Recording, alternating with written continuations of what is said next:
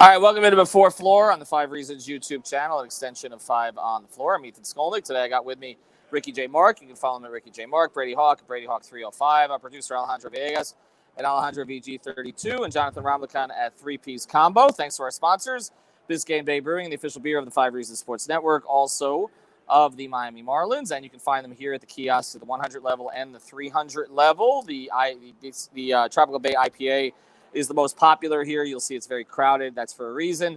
You can also check them out at Winn-Dixie, Whole Foods, some of our local sponsors like Quarterdeck, many restaurants in town. So make sure that you check them out and ask for them by name. Support local. Also support our friend Mark Brown, marcbrownpa.com.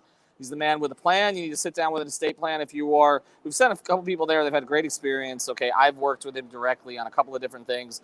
He's a big Miami sports fan. And if you need an estate plan, and you do, if you have a family especially, make sure that you reach out to him. You never know what's going to happen these days, right? Okay, 954-566-5678, 954-566-5678, marcbrownpa.com. And he's got a title company right there in-house. So if you got any real estate that you need to deal with, you got a closing, he can help you with that too. Make sure you're mentioning 5 Reasons. All right, let's get to it. The Heat are playing the C-Team Warriors tonight. I wouldn't take this particularly seriously, except I flew all the way to Philadelphia to watch the Heat lose to basically Tyrese Maxey and somebody named Korkmaz. So I don't have it. I'm not going to look past anybody at this stage. Brady, who's in, who's out? Yeah, for Miami, no Gabe Vincent and no Tyler Hero, which is some of that soreness from the last injury that kind of just I feel like it's just precautionary because it's one of those nights. Jimmy's playing, Caleb's playing, and Victor Oladipo's playing, which I feel like is the big one because his minutes are going to look a lot different considering the fact that Tyler Hero's out. Like his on-ball reps are going to be up. He's going to be asked to kind of do a little bit more with the ball, and I think that's good for him. Just to see what the coaches can see what he can do, but also himself just getting let off the leash a little bit. And then on the Warriors side, no Klay Thompson on the second night of a back-to-back. Draymond played a lot of minutes. He's out. No Otto Porter. Just all the way down the line that it's going to be a Jordan Poole, Andrew Wiggins, and Nemanja Bjelica show.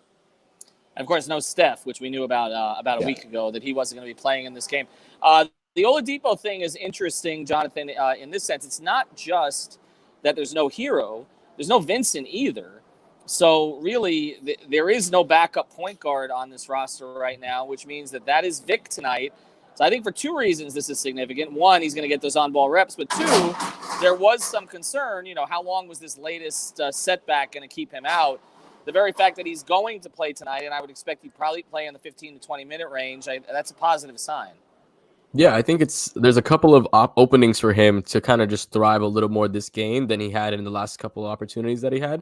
I think with, like you said, the first thing, no Tyler Hero, the on-ball reps are going to be a lot more. Like he's going to be able to handle the ball more. And I'm curious to see if he has maybe a little playmaking left, right? Because before he got hurt, he did have that in his bag, and we understand that Hero got better at playmaking. Gabe Vincent even got better at playmaking. He's one of the better lob throwers. When him and Yurt have that good connection. So I want to see what Oladipo brings to the table as far as a passing perspective. But I do think, like you said, this is a positive for him because he's going to have a little more free range. He's going up against a team, like we said, we don't want to overlook them because what happened in Philadelphia, but we're going up against a team that's severely shorthanded. So he's going to have the ability to go up against a little bit better or a little less better defenders and just have the ability to have that game open up. You're muted, Ethan.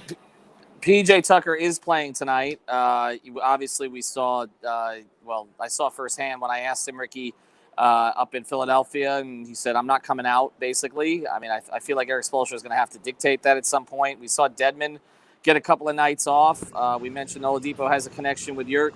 How do you balance? I mean, the Heat are the 1 seed. They certainly don't want to slip from that. There are 3 teams kind of still within striking distance.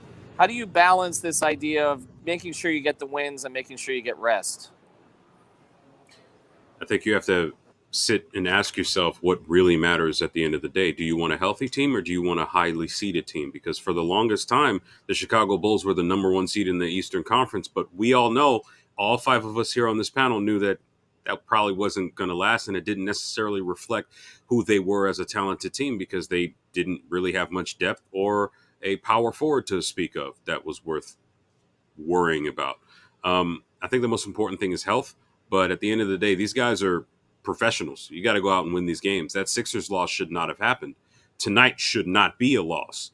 And not only that, we're hearing from a gentleman from the Federalists, because Shams didn't break it first, that apparently Kyrie Irving is going to be cleared to play basketball at the Barclays Center. If that's who you're dealing with potentially heading into the playoffs, you don't want to put yourself in a position to where you're limping into a first-round series playing a practically at full strength Brooklyn Nets team. So ultimately, look, I get the balance, but the focus is with a team this old, you want to be ready to go in time for the playoffs without necessarily sliding down to the 5, which I don't think will necessarily happen.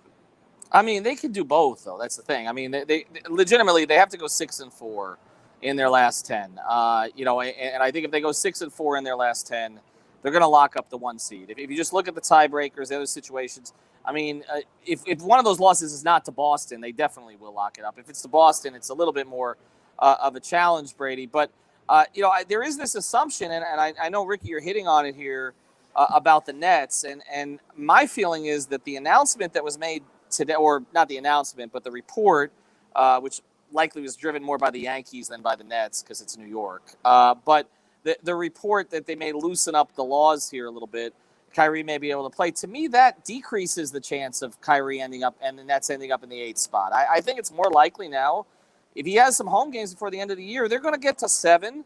They'll win a playoff game and hold 7, right? Or if they're an 8, I guess if it's in Toronto, he still probably couldn't participate because they haven't changed their law yet. But if he's an 8, he may get Chicago or Cleveland in the first round, in which case they probably win that game. I just think this is, to me, that's why you get the 1. I don't think the 1 means you're playing the Nets.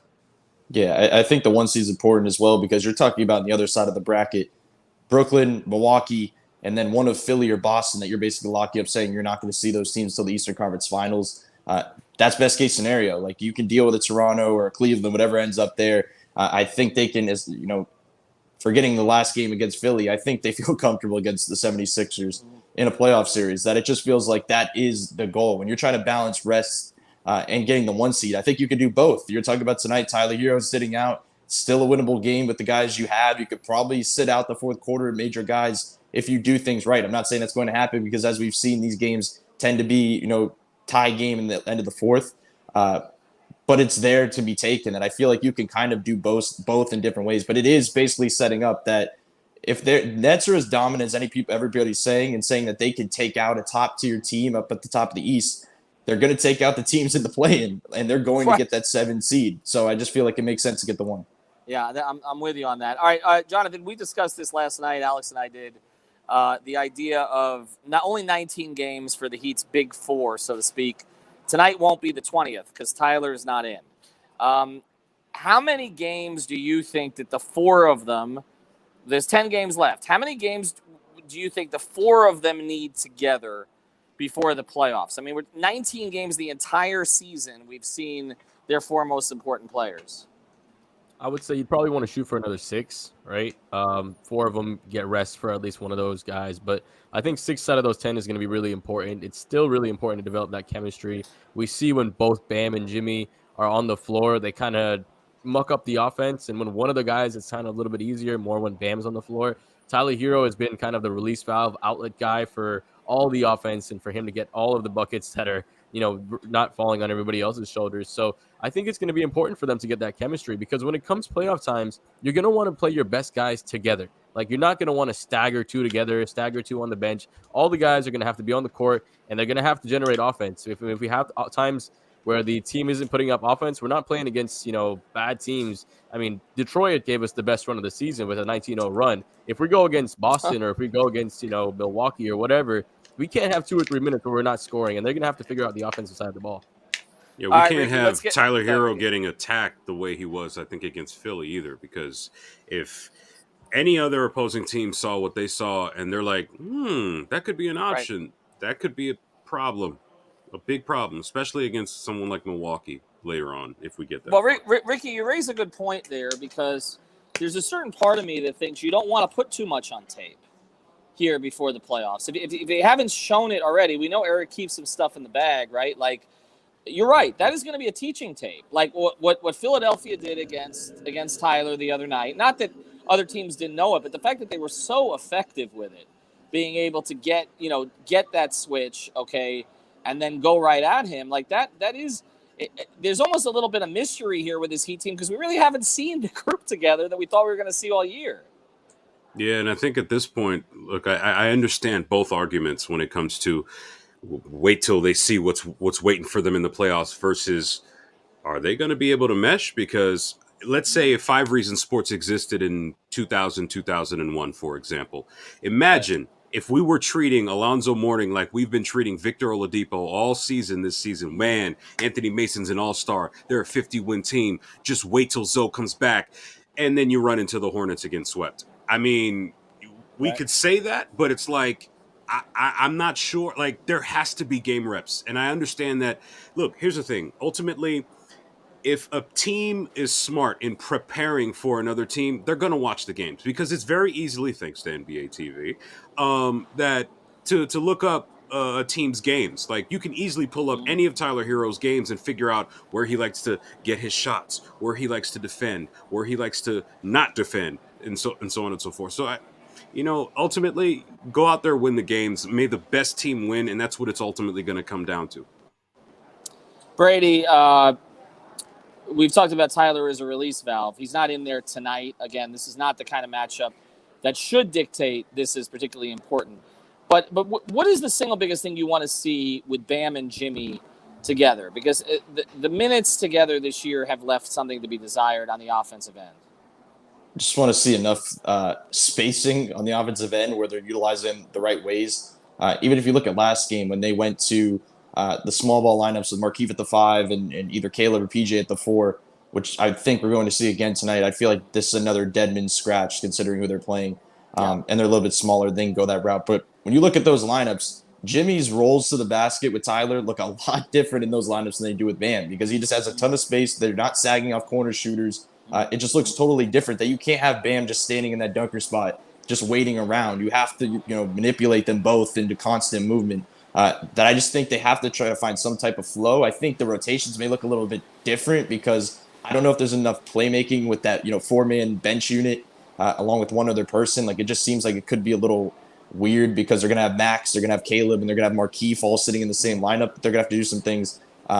But I think this is a game where you may see Kyle, Jimmy, and Bam specifically on the floor a little bit longer. I think they want to get an idea of Depot by himself to see the shot creation. But as you guys were just talking about, I think it's a big deal to kind of get those 3 meshing. And it's more about, for me, the way that they can put Kyle on the ball and Jimmy and Bam off the ball to make it work. Because you can make it work when you put one of those non-shooters on the ball because they can't help off as much. But when you put both of them off the ball, which is going to happen a ton with Tyler Hero's usage through the roof, you have to find spots on the floor to put them to kind of just put the defense to work. Yeah, I don't think there's any you can't make any argument other than this. Bam has looked better with just Tyler, and Jimmy's looked better with. Oh. Well, I'm guessing, Ricky, we'll go to you. Bam has looked better with Tyler, and Jimmy's looked better with Tyler. I'm not going to guess the question, but do you think that potentially that having the 3 of them together, they can work with having both of them? I was Ethan. Well, at this point, look, we know what some of these players' weaknesses are at this point. We know that Tyler may or may not become a liability on defense late in games. We'll have to see depending on the matchup. We know that Jimmy Butler is horrific from 3 late in games, so he needs to stop shooting those because this Heat team has more than enough shooters to handle that responsibility. And Bam, while he's had a pretty solid stretch as of late, I think he needs to quote a certain individual that will remain nameless, he needs to consider getting it in his mind that he needs to be a number 1 option because the playoffs are coming and he's going to be a matchup advantage over most opponents. Ultimately, with the players that this Heat team has, there are a lot of things weighed against them at this moment. But like I've been saying for quite some time now, if they are able to cross their, cross their T's and dot their I's and get a little lucky from time to time, they should be okay. But again, that will also depend on the opponent. We'll have to see at this point. Those 3 have to get it together. And to quote one last thing, to quote Timothy or Tim A, within our network of Bahama Rico Boys fame, it's time for them to go on a run. Now, I've been saying they'll be fine. Now is the time. Do it tonight. Well, No more. Yeah, games. well, and again, I mean, you want to be able to sit guys too. This would be nice to get Kyle Guy some reps late in the game, right? He's with them tonight, I believe. Like maybe some additional point guard reps, not because they're going to need him. He's never going to play. No, but just so that they can rest the others. I just you don't want to take chances here. We're at the stage now where Jimmy twists that ankle in that leaning shoe one time the wrong way, and you're screwed. All right, go to PrizePicks.com. Use the code 5 FIVE. Get your initial deposit matched. Plenty of people have been playing lately. Greg will be on the post-game pod. We got Pace and Space at halftime, and a lot on the channel tonight in addition. Okay, I just want to mention everything before we go because it was a big news day, obviously. 8 o'clock tonight, the Extra Yard with Kai hosting on the Tyreek Hill trade. Make sure you check that out if you're a Dolphin fan. We got a Hurricane show tonight at 8:30, hosted by Jazz and the crew. So a lot there, including some interviews with some of the University of Miami basketball players, which Luke Chaney did. So make sure you check that out. 9:30, Hitting the Apex, our new F1 show. Be on at 9:30. Post up 5R after the game. All right, sorry about dipping out there. Appreciate everybody jumping on today. Again, follow Jonathan, follow Brady, follow Ricky, follow Alejandro. Alejandro will take you from here. Have a good night, everybody.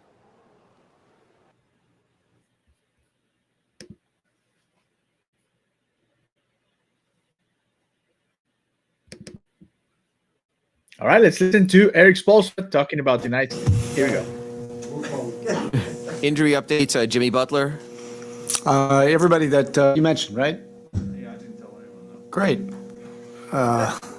Jimmy Butler. Kayla, Jimmy, and Vic will warm up with hopes of playing. Tyler's out and Gabe is out. Thank you. Sorry. Thank you, Tim. Other question? Yes. Victor's infections.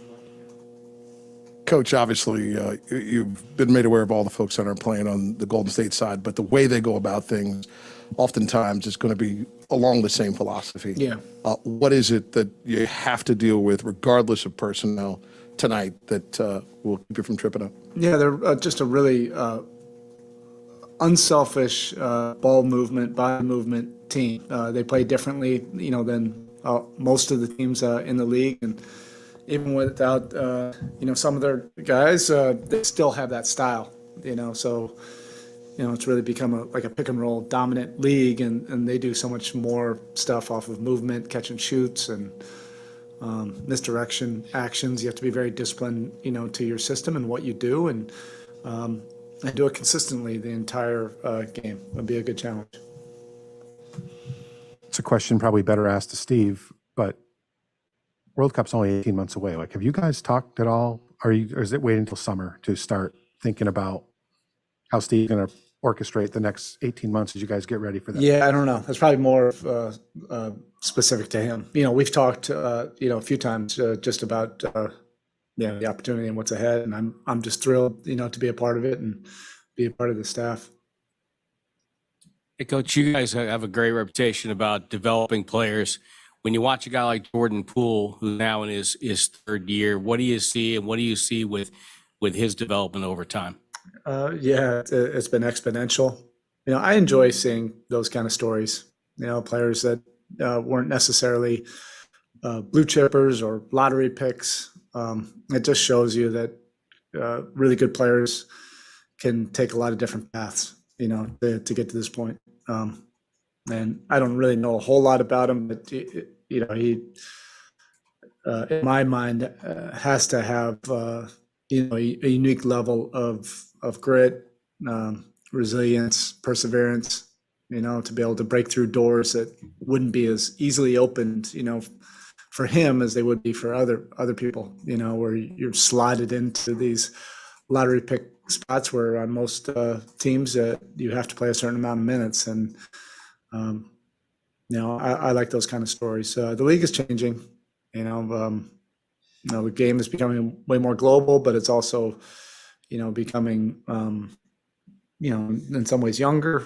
So there's just the player development and how guys get here. The path can be a little bit different. With Tyler's injury, was this something that happened a couple nights ago or something? No, it's just a little bit sore. It's from the previous injury. All right. Thank you, Coach. All right, that was Eric Spoelstra. Now let's go and listen to Steve Kerr talking about tonight's game a little bit longer than what Spoelstra likes to be there with the media. So let's go ahead and listen to that, and then we'll listen to that on the floor, making the Big Four fit. But before that, let's go with Steve Kerr.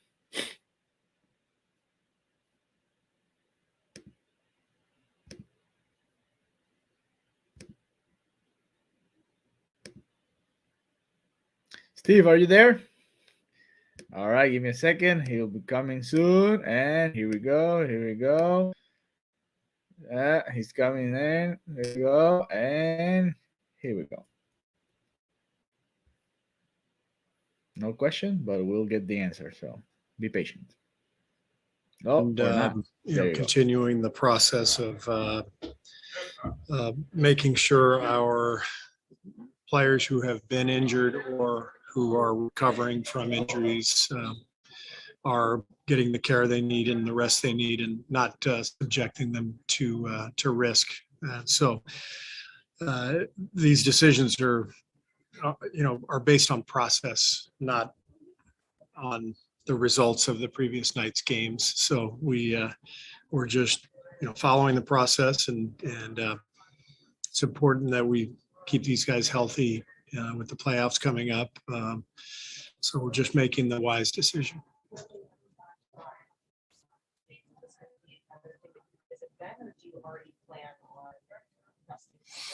I mean, in general, Otto and Clay are not going to play back-to-backs. I always reserve the right to play them, because what if one of them gets ejected 5 minutes into the game? That actually happened. There wasn't an ejection, but we had a game in Milwaukee this year where we were down 38 at half, and Andre and Otto were both scheduled to take the next night off in Chicago. They had each played about 7 minutes. I went to them and I said, "What do you think about playing tomorrow?" And they said, "I'm all for it. Talk to the training staff." So we played it. So there's stuff that can happen, but in general, Otto, given his injury history the last 2 years, Clay, same thing, and then Draymond just coming back from his own injury. Back-to-backs they are vulnerable. They're more vulnerable playing a back-to-back than they would be otherwise.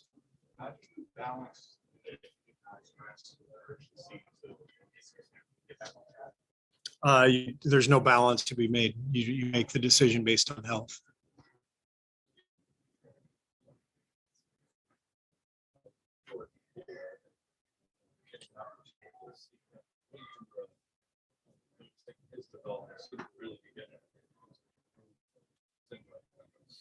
Yeah, I mean, he's just got a lot of confidence that has come from playing for several years now in the league, and figuring out the speed and the angles, and understanding what's happening before the play unfolds. All the things that come with experience are factoring in now, and he really works for his confidence. He's one of our most diligent workers at the gym, getting shots up, working in the training room. And I think he has earned the right to be playing the way he's playing, if that makes sense. Yeah, he's been great, and we obviously really need him right now without Steph, especially.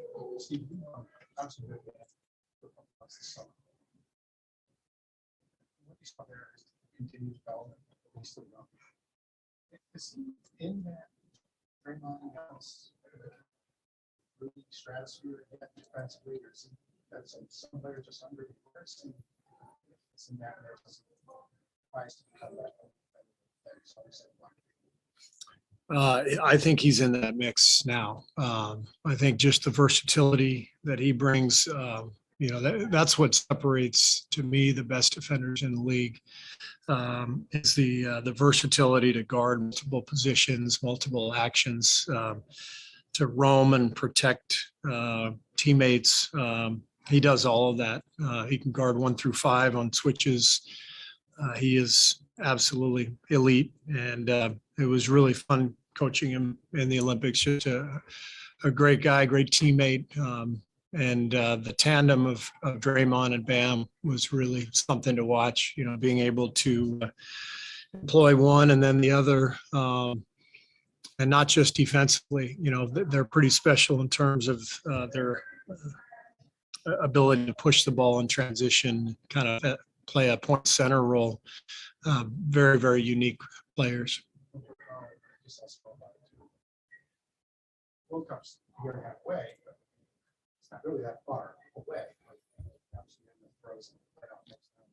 Have you started thinking about the summer to go, how you want next summer to go, or do you have to wait for the season? Remember back in the day when colleges would hire the father of Danny Manning, perhaps, or the fathers of touted recruits. Yeah. Is that still going on? Yeah. That's the only reason I hired Spo on the staff. I just want him to bring Bam. That's the only reason. He brings no value other than that. It's just as long as you bring Bam, you're good. I should say apologies to Ed Manning. That was an unfair shot.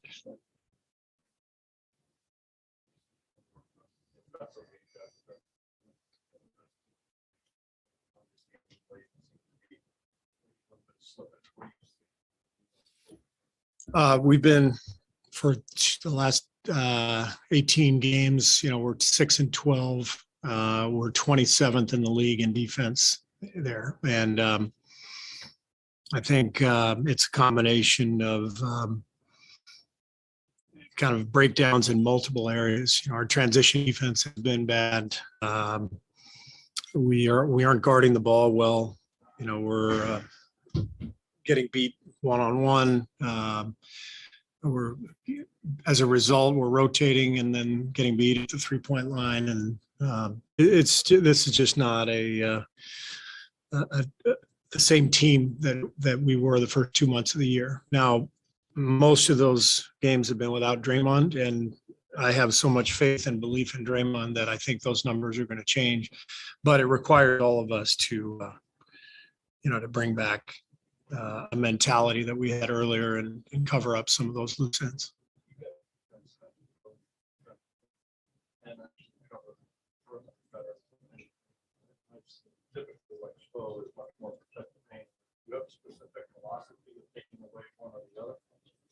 Our philosophy is to take away the paint and then to recover out to shooters and challenge shooters from there. But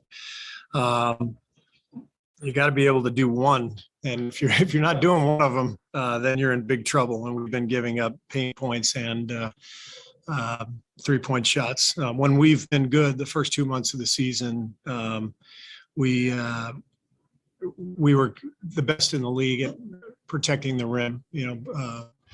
I think we had the lowest field goal percentage against us in terms of rim attempts, and Draymond and Loon both were fantastic with that. But that has really dropped. Like I said, teams are attacking the rim on us, and that's an area we've just got to get better with.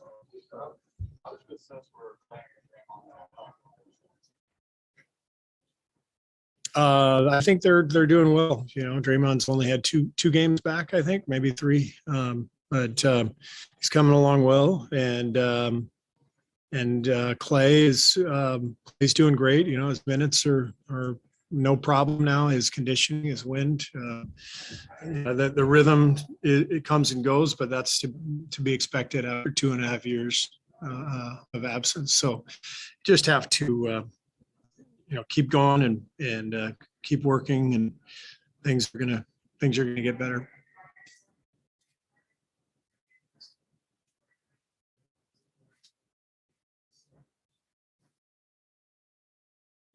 All right, that was Steve Kerr talking about tonight's game and a little bit about the Warriors in general. Let's go ahead and listen to today's episode of 5 on the Floor, making the Big Four fit with Ethan Skolnick and the entire crew. This episode of 5 on the Floor on the 5 Reasons Sports Network. Thanks for joining us on your favorite podcast app, on Podbean, Spotify, Google Podcasts, Apple Podcasts. We're also on Dash on the channel every single weeknight at 7 p.m. Also, check out 5 Reasons YouTube before floor, an hour before every game. Post up 5 hours as soon as the game ends. Make sure you hit the subscribe button. We have plenty of content on just about everything in South Florida sports and beyond on the channel. You want to make sure you know when it is. 5reasonsports.com, F-I-V-E, reasonsports.com. That's where you go for no paywall content, including the latest takeaways from Brady, Hawk, and others. And check out the great sponsors of the 5 Reasons Sports Network, including our friends over at Signs Broward. You got to check them out.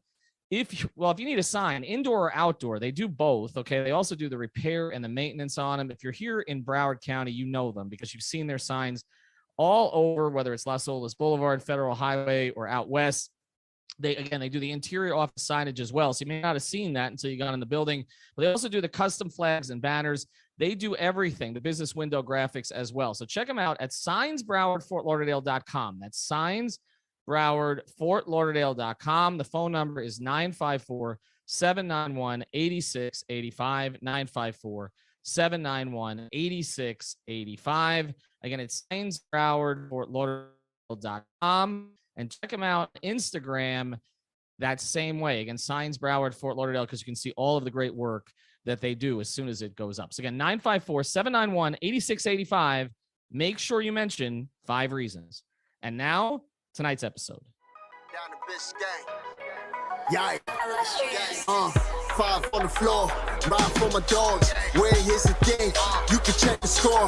Hustle hard, couple scars, wearing bubble frogs. Just like what they say, you in trouble, y'all. Keep the floor playing. Got it all banned. Y'all seen the block. Stop with one hand. And Pat we trust. It's power, have the guts. We're here to bring the heat. Y'all can hang it up. Welcome to 5 on the Floor, a daily insider show on the Miami Heat and the NBA, featuring Ethan Skolnick, Greg Sylvander, and Alex Toledo, plus others from the 5 Reasons Sports Network.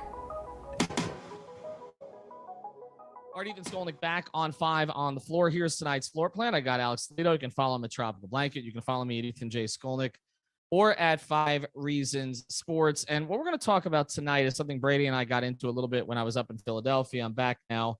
But it's this idea that we've been waiting all season on the Heat's so-called Big Four to get together, okay? And that is 3 starters, obviously, Bam Adebayo, Jimmy Butler, and Kyle Lowry, and then the 6th man of the year, Tyler Hero. And for the 4 of them to finally play together for an extended period of time. And for one reason or another, Tyler's had some minor stuff, but obviously Kyle Lowry's been dealing with some personal issues where he's left the team twice. Jimmy Butler has had injuries throughout the season. Bam Adebayo was out with a hand injury for several weeks, almost 8 weeks. And so we really haven't seen it for an extended period, but there has been this assumption, Alex, that it would look great when we did, that this team would just take off when all of them were together. And look, to be fair, the record when they're all together, even after last night, is 14-5. So it's not bad, okay? It's still pretty good. But we saw specific things that were problematic last night, and it wasn't just the fact that Tyler Hero was getting hunted. This group was on the floor at the end of the game. They couldn't close out a Sixers team without James Harden and without Joel Embiid. So I'll just ask you, the 19 games we've seen, before we get into what they need to look like, the 19 games that we've seen so far, how have they looked to you?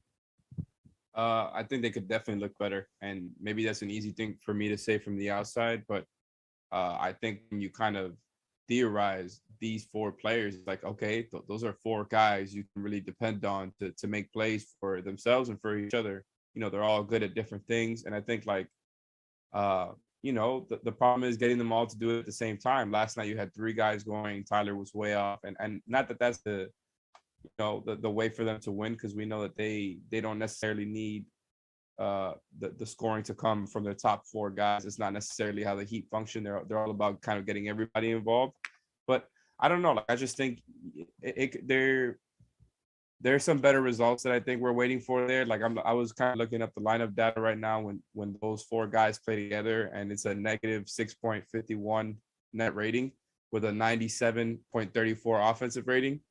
So that's only in 87 minutes, which is not a lot, but that's per PBP stats, and it just kind of matches up with what we've been talking about, their kind of offensive clunkiness. And maybe a lot of that data is noisy because a lot of it kind of comes in crunch time. But even with that, they're going to be relying on this lineup in the playoffs. I think we all know that. It's kind of like not a secret at all.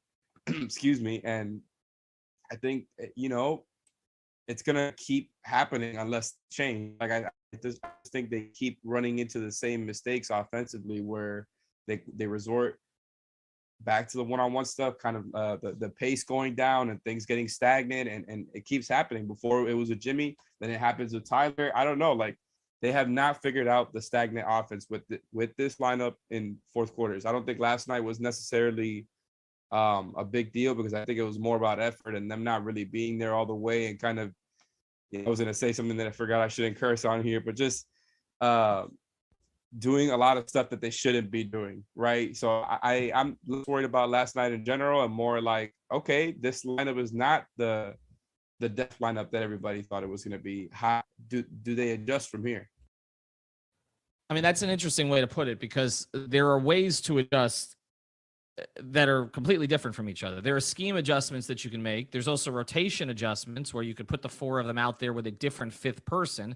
Yesterday it was Caleb Martin instead of PJ Tucker, who's looked a little worn down lately. One amendment to that, just to sorry to interrupt, but the PJ, when you add PJ into the lineup data that I'm talking about, they're actually, I believe it was a +6.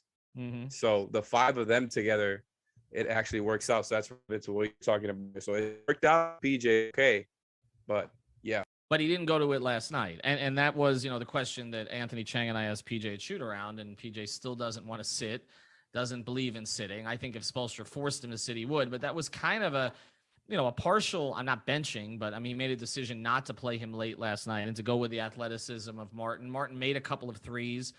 Tucker hasn't been making his threes. So there is a way to maybe get different kinds of space, particularly if PJ is not being guarded at all. And Caleb, from an athletic standpoint, has to be, at least on his cuts, that I think you can make an adjustment there. But ultimately, these four are going to be on the floor at the end. And that's the thing. They're not on the floor at the beginning, although they may be in the playoffs also. We haven't ruled out the possibility that Spoelstra has Hero in his back pocket, possibly to put in for Duncan if Duncan is slumping, even as a starter. But I guess my thing last night was this. Again, you cannot complain about a team that is first in the Eastern Conference with everything they've gone through, 2.5 games up on Milwaukee, Philadelphia, and Boston as we speak tonight, okay? You can't complain. And Milwaukee's playing Chicago tonight. You can't complain about any of that. But I think the reason, and this is what I said to Brady last night, I think the reason that other teams don't fear the Heat as a 1 seed and the media doesn't respect them, I think with the media, it's more, well, they don't have a Durant. They don't have a Giannis. They don't have a LeBron. They don't have that kind of player, right? They don't have an Embiid. But I think for other teams, I think if you looked at the Heat, you'd be like, okay, when they have been whole this year, they've actually looked worse than they've looked when a part has been out. Like Kyle Lowry looked his best this season when Jimmy was out, other guys were out, okay? And he was carrying that group with a lot of, sort of the former two-ways and the minimum contracts, okay? Bam has looked best at his best moments where there's been nobody else to turn to on the floor. Jimmy is a little bit of a different situation, but he's been so in and out all year. And of course, Hero has looked his best when he's had to carry that second unit. So I think on paper, you would say, okay, their game should fit. Kyle is a natural point guard. He's setting guys up. Tyler can play with or without the ball in his hands. Bam is a guy who doesn't need the ball to be effective, although you want him to be more aggressive. And Jimmy can isolate on some mismatches and can get to the rim. You would say those four guys would fit, especially if you put a shooter out there with them in the fifth spot. But they have not looked overwhelming, Alex. And I think that is why other teams look at this team as vulnerable. I think that's fair. And I don't know that is why other teams are maybe look at the Heat as vulnerable. I tend to lean towards the talent stuff when it comes to that, just because I think that's what I think people think wins in the playoffs. And that's historically what wins. But when it comes to the Heat, like, man, it's just hard to figure out. Like, I think this lineup, when you look at it, it's not just one shooter, it's two. When you look at Kyle, the thing is the willingness to shoot. Like, we don't usually see the Kyle Lowry that we saw last night when it comes to willing to shoot the pull three whenever it was there for him, knowing that the guy is going to drop back. I just think, like, they have a lot of options there, and they've had a messy time trying to figure it all out. Like, it's a lot of what we've seen with Jimmy is stuff that we've seen in the past, but then they kind of lean in towards, Jimmy, go ahead and do everything. But then we saw flashes of them giving responsibility to Bam in certain fourth quarters. But that was only a couple of times here and there. They've given Tyler plenty of reps in fourth quarters, and he's obviously their most varied scorer. But all these guys like have different things they're good at, different things they're not good at on offense. And I think like all of it kind of comes down to movement. And when all of that stops and their defense is not playing at the highest of levels or not turning guys over, it gets stagnant quickly. Like I think when that defense is not playing at the highest levels and they're not getting those stops, not just because of Tyler, but last night a lot of it was on Tyler at the end. Like he was the guy that was getting hunted. Then it just, I think it stands out more. When the defense isn't playing up to the level that they're supposed to, all the offensive struggles not only stand out more, but get worse. And defensively, like we say, when one guy is getting hunted, this should not be as big of an issue. We talk about the fact that the fifth guy that they've been putting in with them has typically been a defensive guy, whether it's Tucker or it's Martin. It's not like they're usually throwing Robinson out with that group late, or they were leaving Tyler on an island last night, though. They were were late with the help.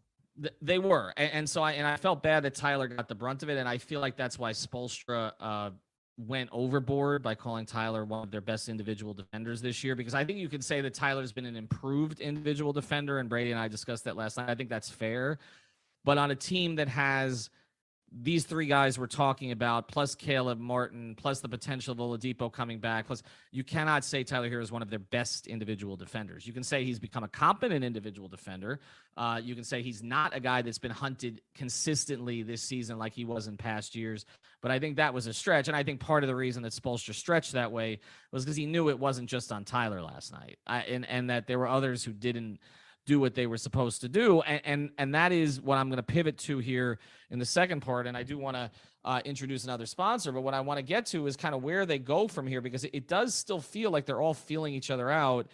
And I do think that is the type of thing that if it costs them a game or two, maybe even a home game in a playoff series down the stretch, that we're going to be talking about this team ending up being a disappointment and they were a regular season team. When the reality is we thought before the year that they were built for the playoffs. I do want to tell you about another sponsor of 5 Reasons Sports Network. It's our friends over at U-Break Wheel Fix. You can check them out in North Miami. We talk here about culture.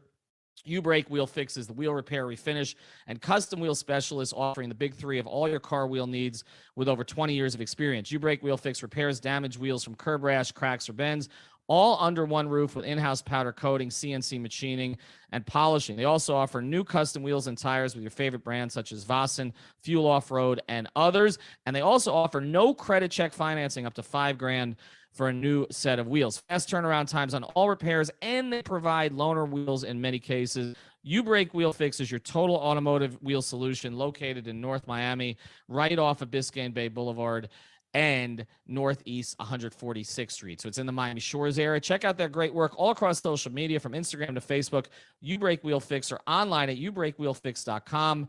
Or you can call them, reach out to Mark and Company. Make sure you mention 5 Reasons for a discount, 305-748-0112. That's U-Break Wheel Fix, changing the way that you see wheels. So, okay, we talked before the season that this would be the closing group with likely PJ Tucker.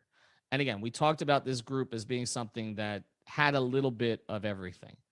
And I do think watching a team every day that we get focus on their weaknesses instead of their strengths. This team obviously has enough strengths that they put themselves in this position, and they're 14-5.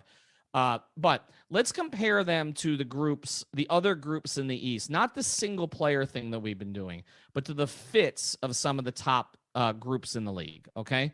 We have seen Milwaukee win a championship with Giannis, Holiday, and Middleton. It wasn't perfect, and Brook is the fourth, right? It wasn't perfect all the way along, but it became pretty damn close during the playoffs. We obviously know that Kyrie and Kevin can play together. Okay. Now, who joins them? We don't know if Simmons is going to be there or not. Philadelphia, Harden, and Embiid, they can't seem to get on the court enough, but what they do is they draw a bunch of fouls when they're together. Tobias Harris has had trouble finding his way as the third guy with them. Tyrese Maxey, though, has played really well off of James Harden. Chicago, DeRozan, Levine has better than we anticipated, I think, although Vucevic has struggled at times this year to kind of mesh with them. And you look at Boston, there's been all this chatter about Jalen and Jason, and it can't work, and it can't work, and it can't work. And over the past 2 months, it's worked great. So you tell me, not one player, because we focused on one player here, but these combinations, do they look on paper that they fit better than Miami's, and which ones? That's actually a good question. Like right off the bat, I could say the Celtics are not one that I would say fits better than the Heat just by looking at it. Like, and I was talking about this with Giancarlo Navas from Heat Beat recently, saying like even with all my concerns about like going through, we were talking through like a potential Celtics playoff matchup and how interesting it will be. Everything came down to was like, well, I don't really trust their half court offense either. And not that it's all on Tatum and Brown, but like they're the best creators that they have. And although like Smart has gotten a lot of usage and he's kind of been their point guard this season, and it's gotten Jaylen Brown to not have to create so much, which was a smart move by Udoka. I just think that is one where like their whole group there offensively is, I would say, it's probably clunkier than the Heat's. Like they haven't necessarily been good at fourth quarters either, and they don't have the shooters that the Heat have. Like just to be clear, the Heat I think are still number 1 in 3-point percentage in the league, and are still a very good shooting team overall. So I just think, not to take for granted some of the stuff that the Heat have going for them, even with all the fit stuff. The Bucks, I think, is the one that stands out to me as the one that stand out. Stand out to me as the one that fits the best, because maybe it's a recency bias thing. They just won the title together, but all of those guys are kind of similar when it comes to they're all about playing both ends of the floor at all times. I think Middleton needs a guy like Giannis. I think Giannis needs a guy like Middleton. Drew needs those guys, and I think they all play well together. They're all kind of in their right roles, where if one of them doesn't play play well on a certain night, they can still win without it, because they're traditionally really good defense. Not necessarily this season, but it's a good question, because there's not one of these that necessarily stands out to me. Like Kyrie and KD are the most talented and probably the most dangerous two-man group out of those, but I guess the Bucks. I guess the Bucks is the best fit there, because I know that they're going to give you, when they're all healthy, elite offense and very good defense. I think it is Milwaukee, and I think we kind of knew it at the time. The only question was, I thought really whether Drew would shoot the ball well enough, to offset Giannis a little bit. But now that Giannis has become, remember all those bad games he had, bad shooting games in the finals, and ended up winning. They won anyway because he did everything else. I think that's the reason, is because those three guys are such two-way players that you're able to, if one of them's having an off night, the others can compensate, and then Giannis is overwhelming. The Heat don't have anybody who's overwhelming. And so, I do think it's them. I think that the Kyrie Kevin fit has been solid enough that it really doesn't matter who the third is, but I just don't know that they're going to defend and rebound well enough for it to matter. And Philadelphia, again, with Harden and Embiid, it's going to look awful, but there are going to be some games that they just take over because of pure skill. But Tobias looks lost with the two of them. Okay. And so it's really, you're relying more on Maxey. Maxey's their third at this point, to be honest. I'm so much more impressed by him than Tobias Harris. Like he looks like somebody who I'm like, okay, I could pay this guy a lot of money and feel good about it. Whereas like Tobias, he's like giving you 13 points every game. He's supposed to be an offensive player. And he's basically a max guy, which is a whole nother story. All right. So I got one more question for you. We're going to do it here after the break, but I'm with you that it's Milwaukee, and that's why I still think that the Bucks are the team to beat in the Eastern Conference, and I think they have been all year, and I think Miami has the best chance to challenge them, but I think Miami's got to figure this out. So I got one question for you after the break. Before we do, I want to talk about one more sponsor here of the 5 Reasons Sports Network, and it's prizepicks.com. You got to use the code 5, F-I-V-E. This is our official fantasy partner. You can play 2, 3, 4, 5 players together. You can play across different sports, different teams. Of course, we do an NBA show called Prize Picks on 5 on the YouTube channel, where we tell you who to pick before every Heat game. You can play points, rebounds, blocks, overall fantasy points. You can go over or under on 3-pointers made. They got everything on prizepicks.com. That is why they're our official fantasy partner. But here's the thing. You got to use the code 5, F-I-V-E, because that code allows you to double your initial deposit. So you put down $100, they'll give you $100 to play with. You don't need to play it all at once. And yes, of course, if they're sponsoring us, they are legal in the state of Florida. So check them out at prizepicks.com. That's prizepicks.com. Use the code FIVE. All right, this is the money question here, okay? Well, there's two money questions, all right? I'm going to ask you one, and then we'll follow with the second one. To make this thing work, because we even saw with LeBron and Chris and Dwayne, there had to be sacrifices, right? Okay, and then there were others who made sacrifices, the Mario Chalmers of the world, the Shane Battiers of the rule, as role players around them. Which of these four guys needs to make the biggest sacrifice to their game for this thing to work better than it's worked so far? Man. Jimmy. If you're framing the question like that, it's Jimmy. Like, because I'm already one who leans towards, get going with the, really take advantage of the types of guys you have in this team and don't always just lean on Jimmy. I still think he's their best player. I think people are quick to crown others, and I get it because I 2 seasons ago I was on this pod questioning whether Bam was the best player or not, and I get it. Like, Bam has only gotten better since then. I still think he's the second best player. That doesn't even matter to me, right? Like, I think this team getting to the levels they want to go to, it's not necessarily about team hierarchy. It's like I've always said, it's going to be a matchup thing, and I think there's going to be plenty of times where there's going to be like certain teams you're going to need to be hunting matchups first and foremost, and I think that's going to be so key to this team. And I'm going to sound like, like I'm just going to be repeating myself over and over in the playoffs, because this is the type of team, like we've been talking about this whole pod, who can't just beat you over the head with world-beating talent like a Kevin Durant or a Joel Embiid, where it's like, you got to make the other team adjust to this one guy first and foremost before worrying about the rest of the team. It's about like, well, what is the best matchup you have? How can I, take advantage? How many different ways can I go at you? And that's the thing with the Heat, is how, the variety. And so when they get stuck into one thing, I get annoyed. So personally, I think the answer is Jimmy, because they need more from Bam in bigger moments for sure. And they need to put him in more of those moments. And they put Tyler in plenty of those moments.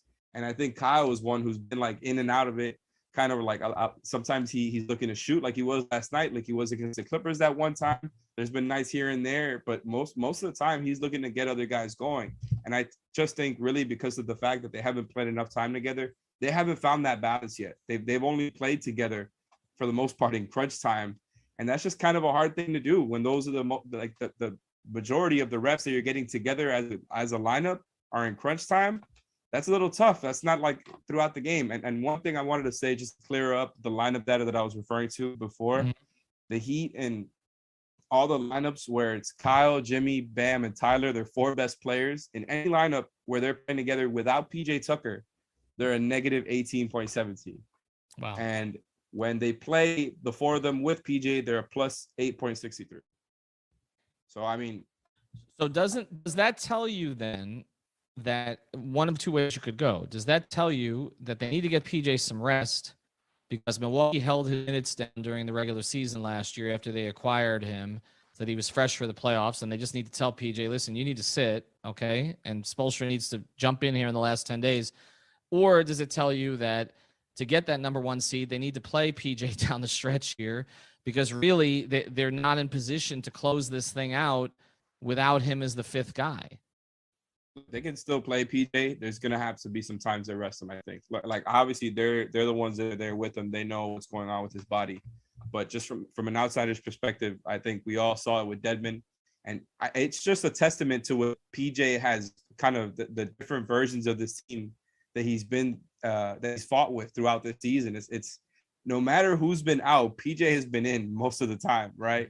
So I think, and especially with his age, his wear and tear when it comes to being a playoff guy through long playoff runs for the past few years, I just think like, I can't help but figure, you're the 1 seed, get him some rest. I think you have all this depth that we've been talking about all season. I think they can win games without PJ Tucker. But I was mostly just saying with that lineup data that with all this talk about this, like, all of them not fitting together as well as we might have thought so far, even with all of that, they're just really damn good when it's that 5-man group. And their offensive rating isn't necessarily great, but they just, even with Tyler out there, defensive rating at 97.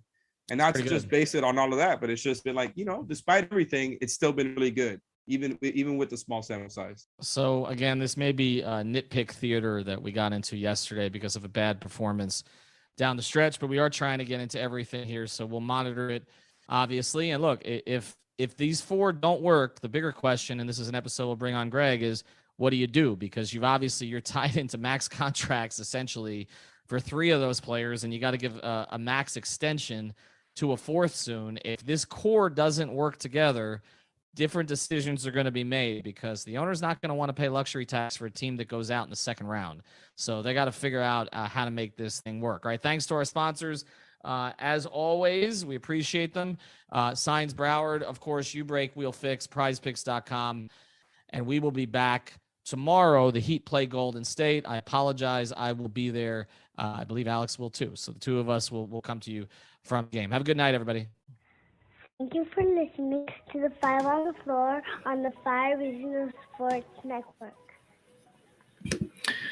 All right, thank you guys for joining us for today's pregame show. The starting 5 tonight, the same one that Miami had a couple of nights ago. So Bam Adebayo, Duncan Robinson, Jimmy Butler, PJ Tucker, and Kyle Lowry. Is going to be Bam Adebayo, Duncan Robinson, Jimmy Butler, PJ Tucker, and Kyle Lowry. That's the starting 5 for the Miami Heat. Remember, at halftime, pace and spaces. Then right after the game, here on the 5 Reasons YouTube channel, you're going to have the post-up show hosted by our friend Royal Shepherd. Have a good night. Enjoy the game, and we will see you later here on the 5 Reasons YouTube channel. More content coming live here on the channel. Different sports, Dolphins, Canes, Formula One, a lot of different sports coverage here on the channel as well. So make sure you tune in and check what's coming up right away. Have a good night.